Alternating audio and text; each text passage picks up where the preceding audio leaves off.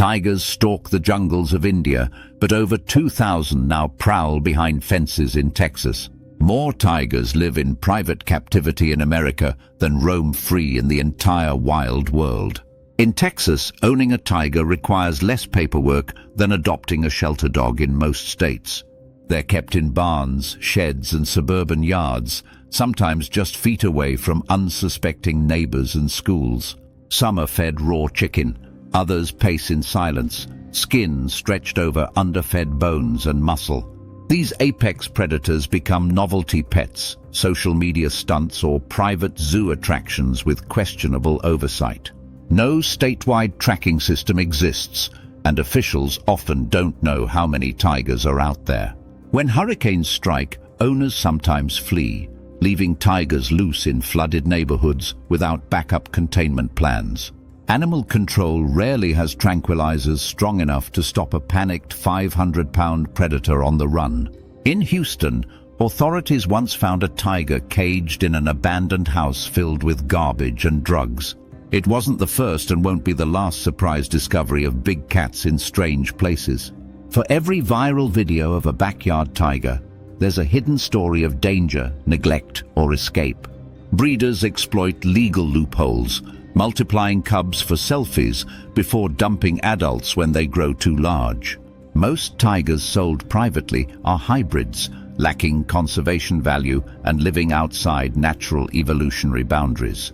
Texas law favors freedom of ownership, yet struggles to balance it with public safety and ethics. The federal government passed the Big Cat Public Safety Act, but enforcement remains patchy across state lines.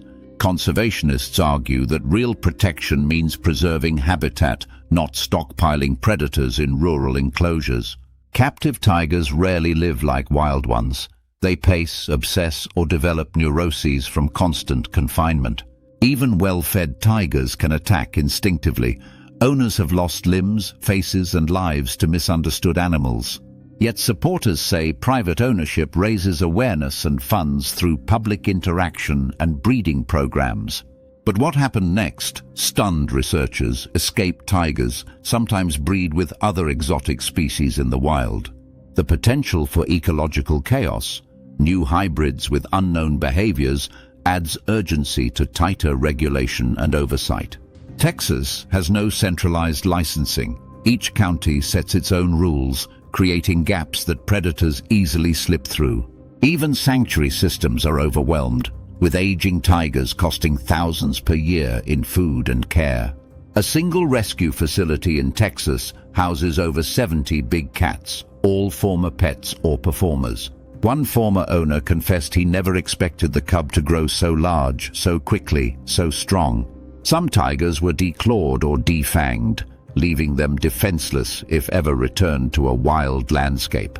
Others arrive with broken teeth, infected paws, or psychological trauma from years of neglect or abuse. Unlike zoos, backyard cages often lack stimulation, leading to depression, self-mutilation, and shortened lifespans. Activists warn that what begins as fascination too often ends in cruelty and irreversible ecological consequences. Why does Texas allow it? Freedom, culture, and a fierce belief in individual rights over regulation.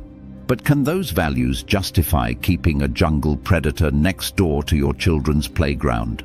Residents have filed lawsuits demanding bans before the next tragic escape or fatal encounter unfolds. Veterinarians face moral dilemmas, treating animals they know shouldn't be there in the first place. In Texas, a tiger's roar might echo from the pine woods, the plains, or the suburbs. Each growl speaks louder than laws, asking whether awe should come at the cost of safety. Not every tiger ends up in a sanctuary.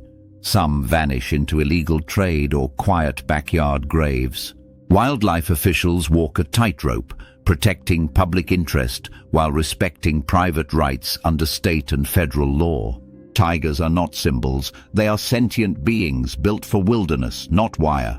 Texas faces a crossroads between spectacle and stewardship, between profit and protection, between curiosity and conscience.